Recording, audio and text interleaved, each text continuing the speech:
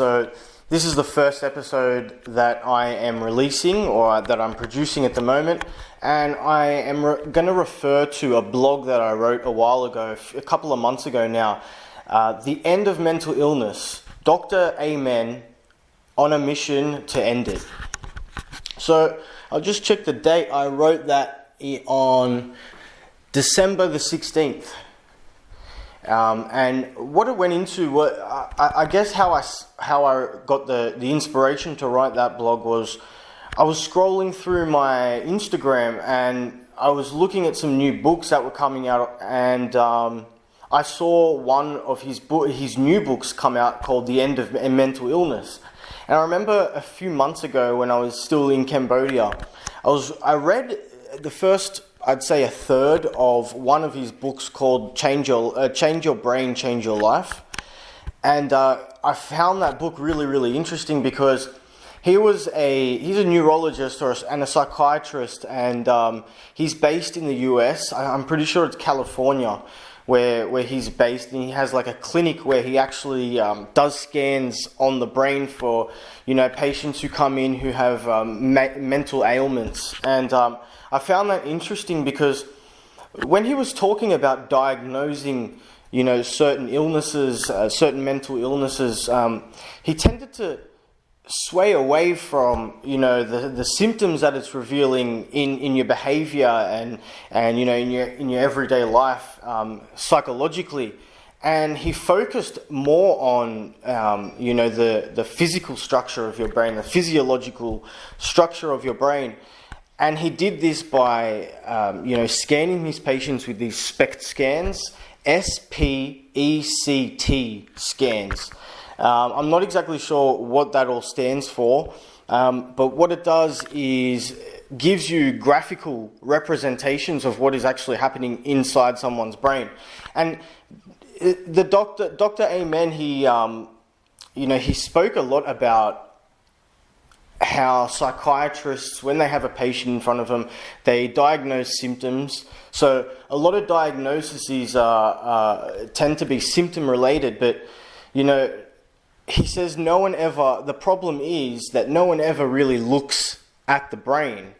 And so he fills this gap, but he's had so many patients that have come in, and he's absolutely changed their lives by not diagnosing them by going off their symptoms, but actually having scans on the brain and finding certain parts of the brain that were distorted or damaged. And so, I went in further with the blog to give my perspective on, mental illness. I've been diagnosed myself with a number of different illnesses, from major depressive disorder to generalized anxiety disorder and bipolar disorder.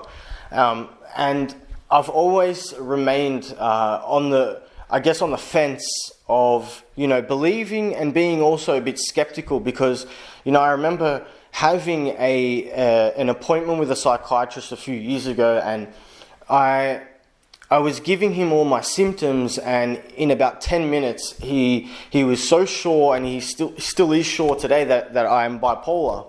But I've gotten other advice from other psychiatrists, and I've been diagnosed with the major depressive disorder and the generalized anxiety disorder most of the time.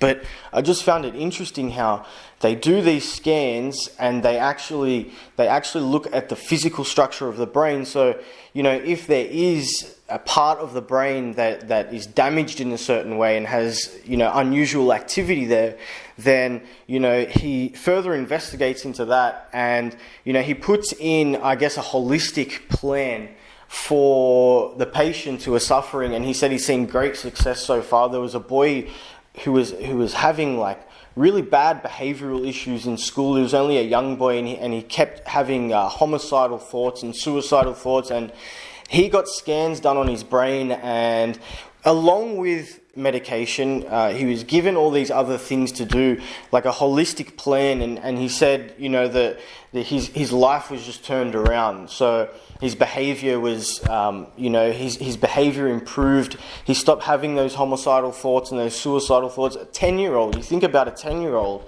That's crazy, and I'm pretty sure he was mucking up a lot around school, and he went and got these scans, and they did some long-term work, and he helped that young boy. So I see that Western medicine is good at masking symptoms. So you go and you get diagnosed just symptom related, and then you get medicated, you get treated and all that medication does is kind of mask those symptoms. It doesn't actually rid you of the mental illness itself. So this guy's taken a holistic approach around mental illness and addictions and trauma and OCD and all these kind of this whole range of ailments in this area, biological ailments in this facet of life. And yeah, I found that so intriguing. I found that to be I guess it gave me a bit of faith in the fact that we are progressing